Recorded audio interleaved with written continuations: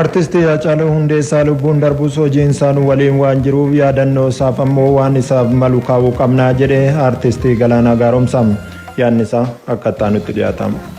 Haacaaluun nama hin duune ta'uusaas beeka. Foon namaatu du'a malee seenaan namaa akka hin duune nan beeka. Haacaaluun du'uusaa miila koo mirgaa farka koo mirgaa ija koo mirgaatu bade. Haacaaluun akka hin duunetti yaadus erga Haacaaluun du'ee kaasee waan godhu dhabee waanan gochuu barbaades gochuu dadhabee dubbadheen beeku miidiyaatti. Haacaaluun hiriyaa koo mana hidhaa Karchallee Ambootii kaaseetu. Haacaaluun ilmoo isaa dura ana dhalche. Karaa Haacaaluun baaserra nas ga'e. Gara alaatti imimmaan gara keessaatti dhiiga bo'aan jiraadha. Garuu Haacaaluun wareegameera. Dhaqeen fidu wabiin ta'uu fi homaa gochuuf hin danda'u. Bo'uun qofti sana Haacaaluu nan galchisiisu. Haacaaluun gaafa hospitaalaa baasuu kaanee Haacaaluun akka Finfinneetti awwaalamu fedhii koo fi fedhii namoota hedduuti.